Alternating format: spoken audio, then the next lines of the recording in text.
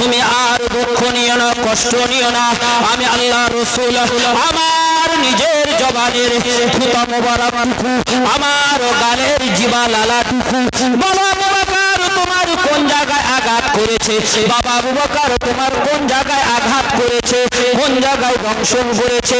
ওই সময় আবু বকর বললেন, ইয়া রাসূলুল্লাহ, ইয়া হাবিবাল্লাহ, আমার পায়ের গোড়ালি বা আমার পায়ের নিচে যখন একটা অংশই দংশন করেছে, ওই সময় রাসূল পাক সাল্লাল্লাহু আলাইহি ওয়াসাল্লাম নিজের মোবারক, নিজের গালের মোবারক থুতু বার করে আল্লাহ রাসূলের ওই খলিফার পায়ে লাগিয়ে দিলেন।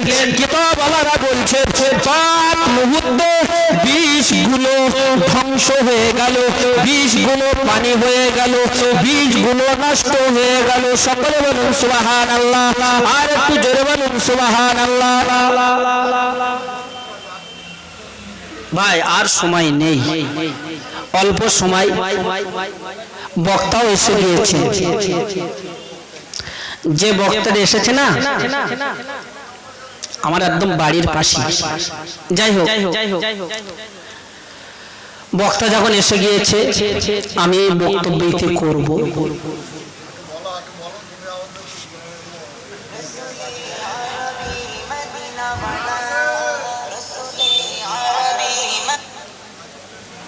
হ্যালো,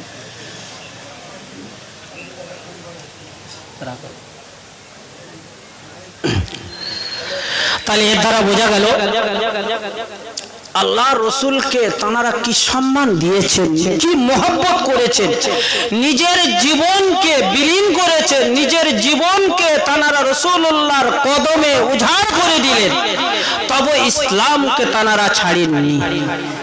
অপর দিকে বলছেন যে ও মক্কাওয়ালারা তোমরা কেন এ নিয়ে বিতর্ক করছো বাবা? তোমরা কি জানো হযরতে আবু বকরের এক রাত অপেক্ষা আমার সারা জীবন, আমার পরিবার, ওই এক রাতটাই হলো উত্তম। সকলে বলুন সুবহানাল্লাহ। একদিকে হযরত ওমর আবু বকরকে প্রাধান্য দিচ্ছেন, সম্মান দিচ্ছেন, তাদেরকে রস্ত করে দিলেন, তাদেরকে মিটিয়ে দিলেন, তাদেরকে মীমাংসা করে দিলেন। আবার অপর দিকে হযরতে আবু বকর আল্লাহর রাসূলকে সম্মান জানাচ্ছেন, তার জীবনকে বিলীন করে দিয়েছিলেন। বিষাদার জন্তুরের দংশনে তার জীবন, তার শরীরে আঘাত করলেন, তবু বলতে চাইলেন না, কেননা পাছু আল্লাহর রাসূলের যেতে ঘুমটা ভেঙে যায়। কত মর্যাদা দিয়েছেন বাবু। তাহলে আমাদের ভাবতে হবে যে মীমাংসা, ইসলাম মীমাংসা করে, ইসলাম সুন্দর পথ, সুপথ বাহার করে দেয়।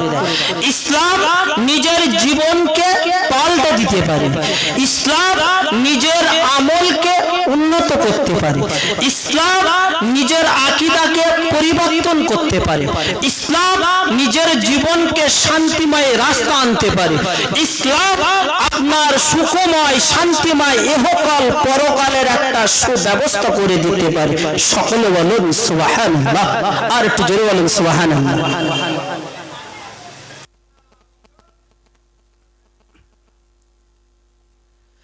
ভাই বাবা জীবন আর একটু আগে যাই।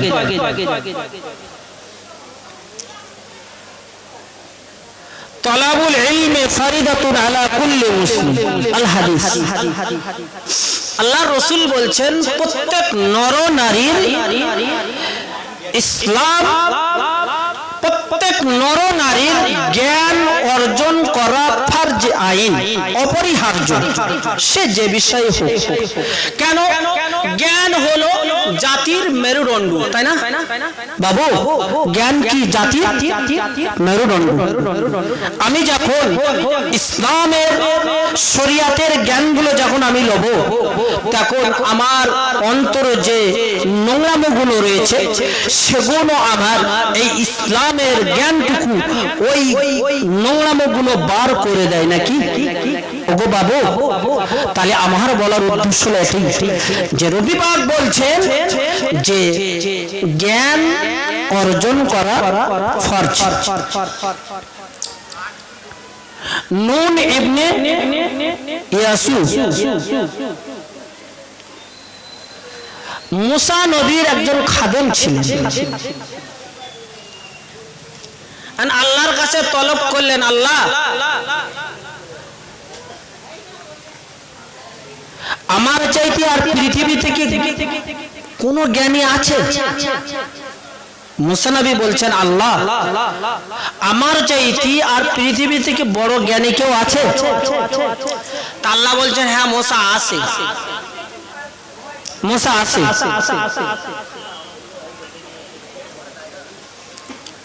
নুন ইবনে ইউসা মুসা নবীর খাদেম ছিলেন। মুসা নবীর এবার আরো উত্তেজিত হলেন, আমার চাইতে বড় জ্ঞানী একজন আছে, কে সে? আল্লাহ আমি ওই ব্যক্তিটা দেখতে চাই, আল্লাহ আমি আমার জীবনে ওই ব্যক্তিটার একটাবার দেখবো। তা আল্লাহ বলছে, ঠিক আছে তুমি দেখবে, তাহলে একটা কাজ করো, একটা থলি নাও। থলি আমরা যেটাকে কি বলি বাজার করার জন্য থলি বা প্যাকেট বলি না, বলি তো, একটা থলি নাও। থলি নিয়ে ওই থলিটার মধ্যে একটা জ্যান্ত জীবন্ত মাছ রাখবে। আর নুন ইবনে ইউসা ছিলেন মুসা নবীর খাদেম, আর মুসা নবীকে আল্লাহ বলছেন ওই থলির মধ্যে একটা জ্যান্ত মাছ রাখবে, আর ওই মাছটা যেখান থেকে তোমার ওই মাছটা হারিয়ে যাবে সেখানেই তোমার সঙ্গে ওই জ্ঞানী ব্যক্তির দেখা হবে।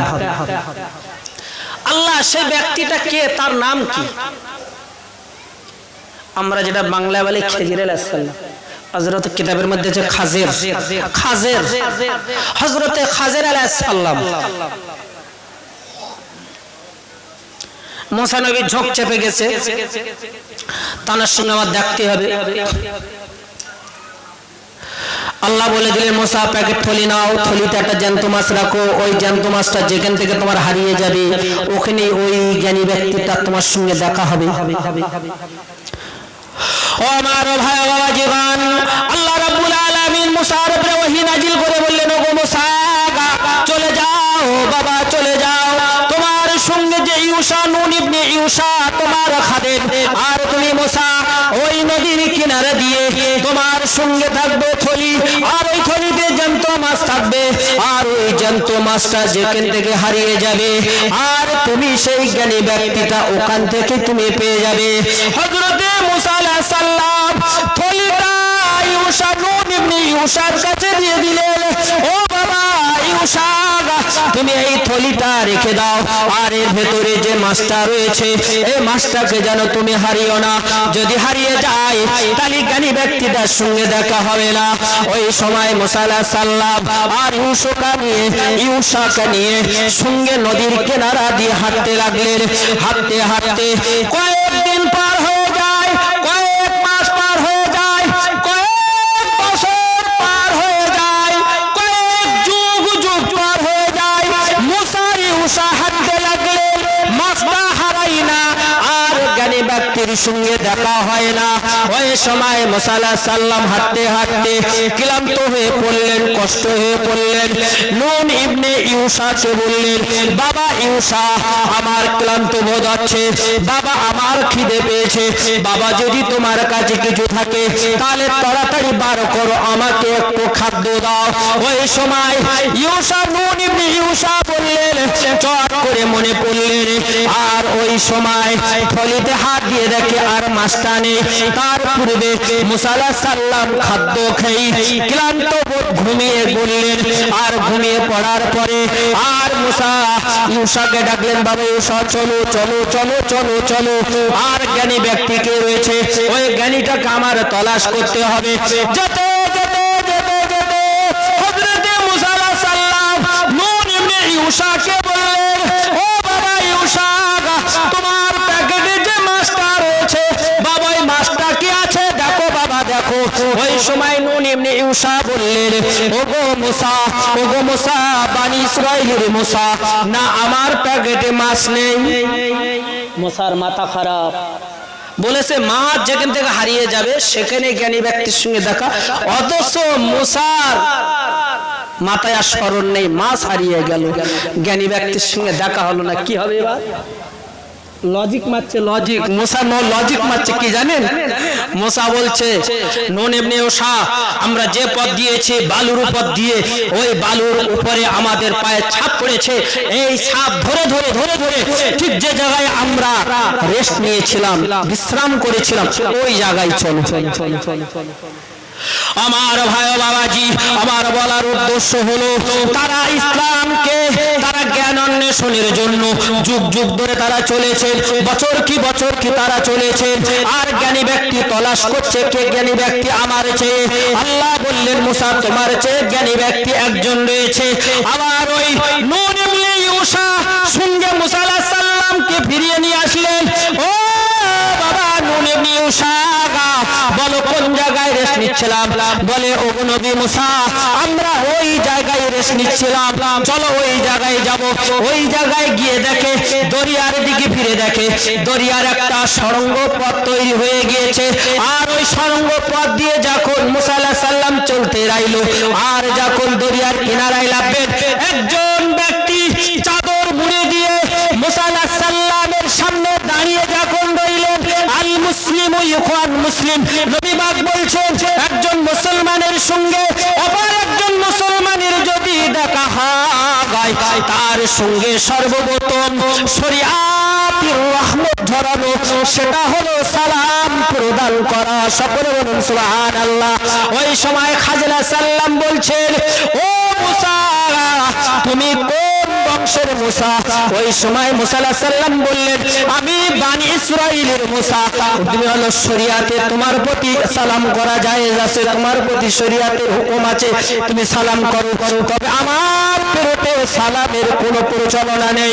ওই সময় মুসা বললেন আমি নবী পাকের হাদিসের উপরে আমল করে তাই একজন মানুষকে দেখা হয়েছে, তাই আমি সালাম করলাম, আপনার শরীরটা আমি দেখতে পেলাম না, আপনার শরীরটা চাদর দিয়ে আবৃত করেছেন, আর তাই জন্য আমি আপনার শরীরটা দেখতে পেলাম না। বলো বাবা মুসা তোমার কি খবর, তোমার কি সংবাদ?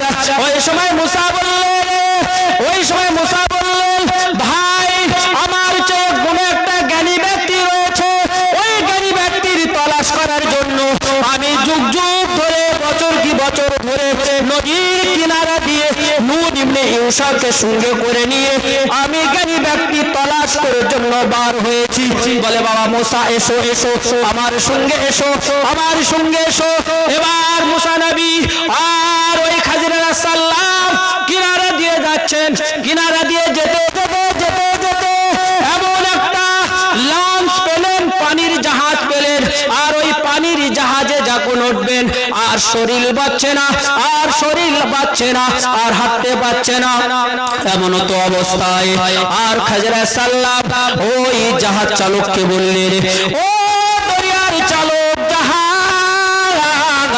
চলে এসো ভাই, চলে এসো, আমাদের কাছে কোনো অর্থ নেই, আমাদের কাছে কোনো টাকা পয়সা নেই, তোমরা যদি আমাকে একটু দয়া করতে পারো তাহলে আমাদের বড় উত্তম হয়, আমাদের বড় উপকার হয়।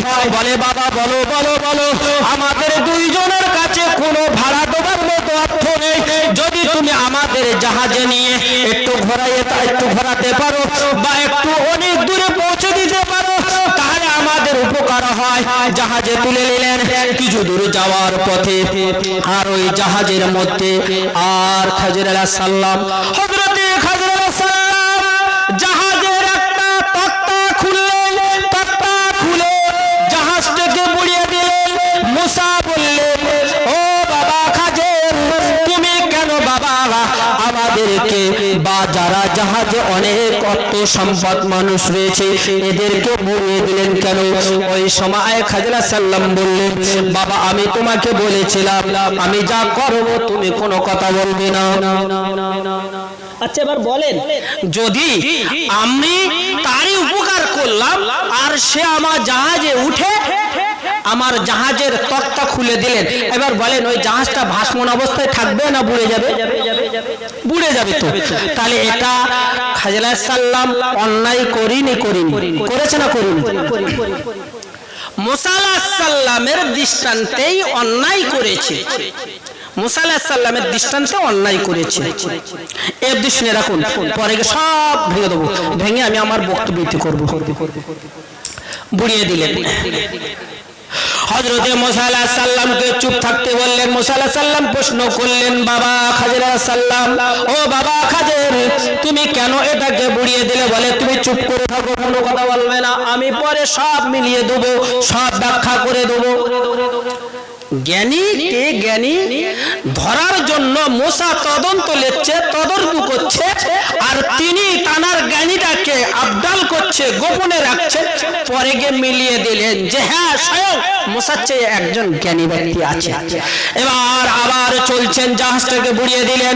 জাহাজটা বুড়িয়ে দিয়ে হযরতে মুসা আলাইহিস সালাম খাজির আলাইহিস সালামের সঙ্গে চলতে একটা লোকালয়ের মধ্যে ঢুকে গেলেন। লোকালয়ের মধ্যে ঢুকে গিয়ে হযরতে খাজির আলাইহিস সালাম ছুটে গিয়ে একটা বাচ্চার মাথায় থাপ্পড় মেরে তার শরীরটা বিখণ্ডিত করে দিলেন, তাকে হত্যা করে দিলেন, তাকে কতল করে দিলেন। এবার বলে, শরীয়ত অনুযায়ী ইচ্ছাকৃত যদি হত্যা করে দেওয়া হয়, এটা নেকির কাজ না গুনার কাজ? হত্যা করে দেশ, হত্যা মানে শরীয়ত চরম দণ্ডনীয় অপরাধ। কেন একটা বাচ্চা মানে তলাবা, বাচ্চাকে মারা মানে তলাবা, ছাত্র শিশু বাচ্চা, কেন মারলে? মুসা প্রশ্ন করেছে, তুমি কেন মেরেছো? খাজির আলাইহিস সালাম বললেন, মুসা তোমার আমি কি বলেছি? খুব ঠান্ডিং দিয়েছে, চুপ, কোনো কথা হবে না। মুসা আলাইহিস সালাম বলছে, আমার শরীয়ত অনুযায়ী হত্যা করতে চরম অন্যায়, তাহলে এটা তো করা যাবে না। মুসা আলাইহিস সালামকে আবার মোটামুটি চুপচাপ করে নিয়ে আবার খাজির আলাইহিস সালাম চলছেন, হযরতে খাজির চলছেন। আমার ভাইজিগণ, ওটাকে ওই বাচ্চাকে মেরে আবার লোকালয়ে চলে গেলেন। লোকালয়ে গিয়ে তিনি হযরতে খাজির আলাইহিস সালাম খোদায় বোকা হয়ে পড়লেন, কষ্ট ক্লান্ত বোধ করছেন আর খোদায় বোকা হয়ে পড়েছেন। ওই সময় হযরতে খাজির আলাইহিস সালাম হযরতে মুসাকে বললেন, বাবা মুসা, জলদি বলো, তোমার কাছে যদি কিছু থাকে আমাকে এক্ষুনি দাও, আমার খিদে পেয়েছে।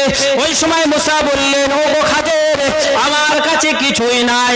ওই সময় লোকালয়ে ঢুকে গেলেন। লোকালয়ে গিয়ে দেখে যে একটা বাচ্চা এতিমের ঘর দুর্বল হয়ে পড়েছে, ক্ষতি হয়ে যাবে বলে ওই সময় হযরতে খাজির আলাইহিস সালাম হযরতে মুসাকে বললেন, ও গো মুসা, চলো চলো, ওই এতিম বাচ্চার ঘরটা আমি আর তুমি বিনা পারিশ্রমিকে খেতে দেবো, নিজেদের শরীর দিয়ে, নিজেদের অর্থ দিয়ে ওই বাচ্চার ঘরটা সংশোধন করে দেবো।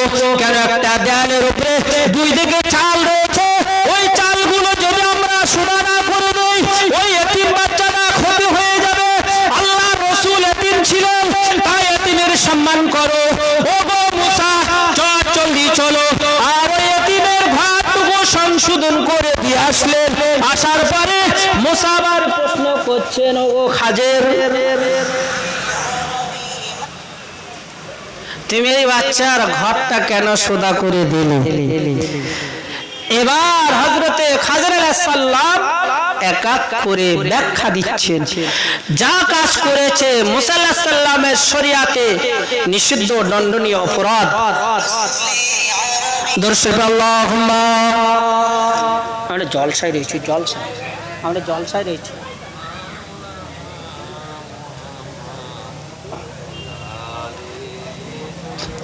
এবার একটুখানি ভেঙে দেই। আমার ভাইজিগণ, কানটি খাড়া করে শুনুন। হযরতে খাজির আলাইহিস সালাম মুসাকে বলছে, ওগো বনি ইসরাইলের নবী মুসা, আমি যে তিনটি কাজ করেছি তোমার চোখে দণ্ডনীয় অপরাধ, তবে আমার চোখে দণ্ডনীয় অপরাধ নয়। তার কারণ হলো, চলো পূর্বে ফিরে যাই, যে জাহাজে উঠেছিলাম ওই জাহাজের তক্তাটা কেন খুলেছিলাম?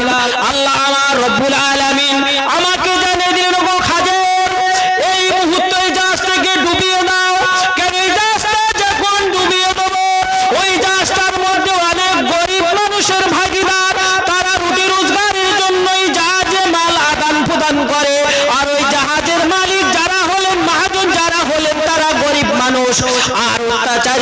বাদশার এরিয়ার মধ্যে ঢুকে গিয়েছে আর অত্যাচারিত বাদশাহ জলদস্যুদের নিয়ে আর ওই জাহাজটাকে ছিনতাই করতে পারে আর ওই জাহাজটাকে ক্ষতি করতে পারে বলেই তাই আমি হযরত খাজর সাল্লাম আল্লাহ রাব্বুল আলামিন আমার এই মুহূর্তে এলান জারি করলেন, ওগো খাজর ওই জাহাজটাকে ডুবিয়ে দাও। 2 দিন 4 দিন 6 দিন পরে আবার ওই জাহাজটাকে ক্রাক দিয়ে টেনে আবার ওই গরিব মানুষগুলো রুটি রোজগারের জন্য তারা সাগরের উপরে পাড়ি দিতে পারবে। সকলে বলুন সুবহানাল্লাহ। মুসা আবার বললেন, ও বাবা আমার চাইতে আর একটা জ্ঞানী তুই। আল্লাহ বললেন, মুসা তোমার চাইতে জ্ঞানী দিয়েছে। ভাই আবার দ্বিতীয় প্রশ্নই ফিরে যায়, ওই যে বাচ্চাটাকে মেরেছিলেন মুসা আলাইহিস সালাম ওই বাচ্চাটাকে মেরেছিলেন হযরত খাজর সাল্লাম মেরেছেন বলে হযরত মুসা আলাইহিস সালামের শরীয়তে দৃষ্টান্তের দণ্ডনীয় অপরাধ না। হযরত খাজর সাল্লাম বলছেন, ও রব্বুল আলামিন আল্লাহ পাক আমার এই মুহূর্তে আল্লাহ জানিয়ে দিয়েছে ওই বাচ্চাকে না মারলে ওই বাচ্চার বদৌলতে তার পিতা মাতা তার যত বংশ পরম্পরা তারা সকলেই জাহান্নামে চলে যাবে। এর দ্বারা বোঝা যায় যে ওই বাচ্চাটা আস্তে আস্তে বড় হয়ে কুফারে কুরাইশ কাফেরদের সঙ্গে হাত মিলিয়ে তার ঈমানটাকে নষ্ট করে দিয়ে কাফেরের খাতায় নাম নথিভুক্ত করে দেবে। তাই মুসা আমি ওই বাচ্চাটাকে মেরেছি। মুসা বললেন, সত্যি জ্ঞানী আমার চাইতে আর একজন, আর সেটাই হলেন আপনি খাজর, আপনি জ্ঞানী। ও মুসা একটুখানি আগে যাই, আল্লাহ রাব্বুল আলামিন আমার এই দুইটো জাগর আমি সমাধান করলাম। আমার যেতে আল্লাহ রাব্বুল আলামিন বললেন, ও গো খাজর চলে যাও বাবা চলে যাও। আমার ওই এতিম বাচ্চার ঘরের তলে মাটির গর্তের মধ্যে তার পিতা বা তার বংশ পরম্পরা যে অর্থগুলো রেখে দিয়েছে এই শিশু বাচ্চার সঙ্গে এলাকার কোনো লোক নেই, তারা তার গেটে রয়েছেন। ওই শিশু বাচ্চার ডালের তলায় কিছু সোনা অর্থ টাকা পয়সা রয়েছে। না না না না না আল্লাহ রাব্বুল আলামিন আমাকে জানিয়ে দিয়েছেন আর এলাকার লোকের বুঝতে দেবে না বলে আল্লাহ আমি খাজর আমাকে বলে দিলেন, ওগো খাজর চলে যাও এই মুহূর্তে ওই শিশু বাচ্চার ঘরটুকু সংশোধন করে দাও। কেন যে এরিয়ায় ওই বাচ্চার ঘর রয়েছে ওই এরিয়াটা চোর গুন্ডা বদমাইশ রাহাজানিরা রয়েছে, তারা এনি মুহূর্তে এনি টাইমে ওই শিশু বাচ্চার হত্যা করে তার ওই টাকা পয়সা লাভ লালসাগুলো সব ওই ডাকাতের এনে চলে যাবে। তাই ওগো মুসা আমি ওই বাচ্চার ঘরটুকু আমি বিনা পারিশ্রমিকে আমি নিজের শরীরের খাটাখাটনি করে ওই ঘরটুকু আমি সংশোধন করে দিয়েছি। সকলে বলুন সুবহানাল্লাহ। মুসা আলাইহিস সালাম বললেন, ওগো খাজর সাল্লাম তাহলে আপনি আমার চাইতে বুদ্ধিমান, এটাই আপনি বুদ্ধিমান পরিচয় দিয়েছেন। আল্লাহ রাব্বুল আলামিন বললেন, ওগো মুসা না না না না না তোমার চেয়ে যদি বুদ্ধিমান হয় যিনি পানির ডিপার্টমেন্টে দায়িত্বে রয়েছেন হযরত খাজর আলাইহিস সালাম, তিনি ইচ্ছা করলে আমি আল্লাহ খাজরকে দ্বারা হযরত খাজর আলাইহিস সালামের দ্বারা तमाम বিশ্বে বুড়িয়ে দিতে পারি। তাহলে আমরা সর্বদাই আল্লাহর নাফরমানি করি, তাই না? নাফরমানি করি না ভাই বাবা জীবন। আর একটুখানি এগিয়ে যাই,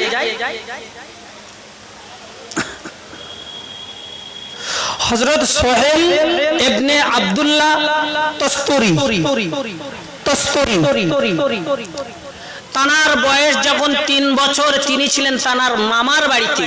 এই যে আমি কথাগুলো বলছি একদম কিতাবের কথা, কেন পৃথিবীর প্রাধান্য কিতাব লিখে গিয়েছেন ওই সমস্ত মনীষীরা, তার মধ্যে যারা হযরত ইমাম গাজ্জালী রাহমাহুমুল্লাহ, তানার কিতাবের মধ্যে একটা কিতাব রয়েছে ইয়াহইয়া উলুমুদ্দিন, যা বড় বড় টাইটেল মাদ্রাসায় খারিজিদের পড়ানো হয় বা পড়ায়।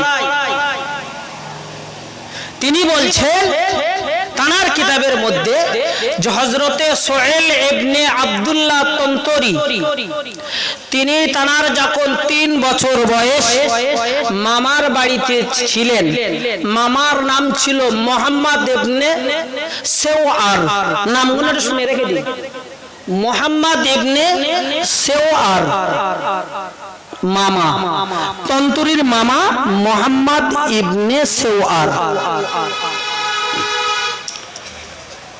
বাবু, আমি যে কথাগুলো বলছি এটা জ্ঞানমূলক কথা, এই যে জ্ঞানগুলো আদর্শবান কথা, আমাদের এখান থেকে শিক্ষা নিতেই হবে।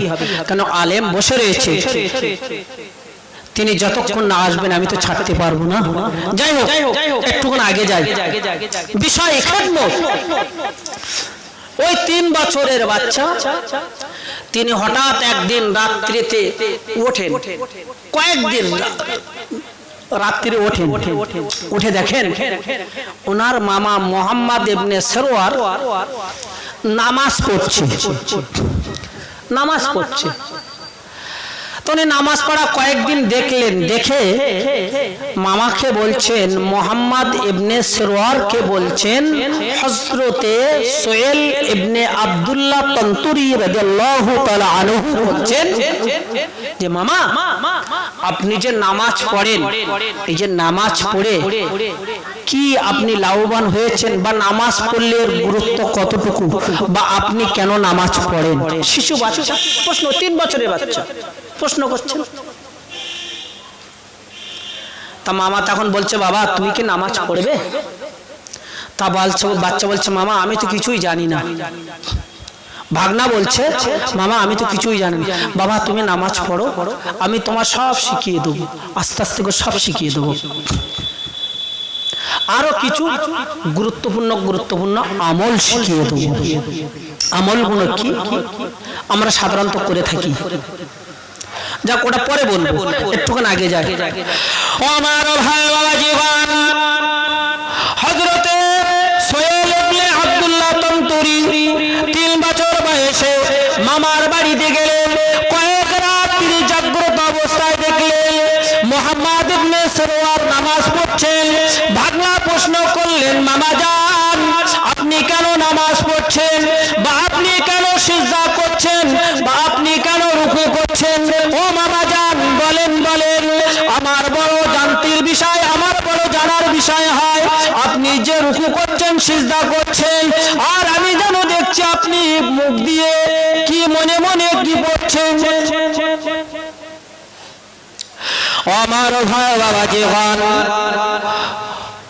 মুহাম্মদ ইবনে সেওয়ার বললেন, ও বাবা শিশু বাচ্চা, হযরতে সুহেল ইবনে আব্দুল্লাহ তন্তরি বললেন, অ্যাকচুয়ালি ওর নাম হলো হযরতে তন্তরি রাদিয়াল্লাহু তাআলা আনহু। মামাকে বললেন, বাবা ও আমার মামা জান, আপনি নামাজ পড়ছেন, আমাকে একটু নামাজ শিখিয়ে দিন। আবার এভাবে নামাজ পড়া যে শিখিয়ে দিচ্ছেন, আর নামাজের রক্ত হয়, নামাজ পড়িয়ে দেন, আর নামাজ শিখিয়ে দেন, সূরা কিরাত শিখিয়ে দেন, রুকু সিজদা শিখিয়ে দেন, কোন ভাবে নামাজ পড়লে আল্লাহর কাছে কবুলিয়তের স্থান হবে, এমন করে খুঁটি বিষয়গুলো ভাগনাকে শিখিয়ে দিলেন মামা হযরতে মুহাম্মদ ইবনে সেওয়ার। আর ওই তন্ত্রকে শিখিয়ে দিলেন। শিখিয়ে দেওয়ার পরে একবার করে বললেন, ও ভাগনা আমি যে তোমার দোয়াটা শিখিয়ে দিচ্ছি, আল্লাহু মাই, কিতাবের মধ্যে এসেছে আল্লাহ আমার সঙ্গে রয়েছেন, আল্লাহু নাজিরি, আল্লাহ আমাকে সর্বদাই দেখছেন, আল্লাহু শাহিদি, আর আমি আল্লাহকে সাক্ষী দিয়েছি। সকলে বলুন সুবহানাল্লাহ। ওগো তন্তরি বাবা, তুমি ছোট বাচ্চা, তুমি নামাজ পড়বে, আর ছোট ছোট আমল গুলো করবে। আমলের মধ্যে তিনটে ভাষা রয়েছে, তিনটি আল্লাহর সঙ্গে প্রশংসা রয়েছে। আল্লাহ সঙ্গে রয়েছেন, আল্লাহ আমাকে দেখছেন, আল্লাহ আমার সঙ্গে রয়েছে, আল্লাহ আমাকে দেখছেন, আর আমি আল্লাহকে সাক্ষী দিচ্ছি।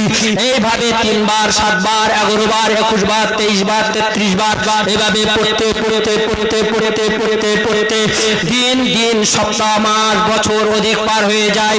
একদিন মামা বললে, ও বাবা তন্তুরি, বলো তোমার যে আমল গুলো শিখিয়ে দিয়েছি ওই আমল গুলো তুমি কেমন উপভোগ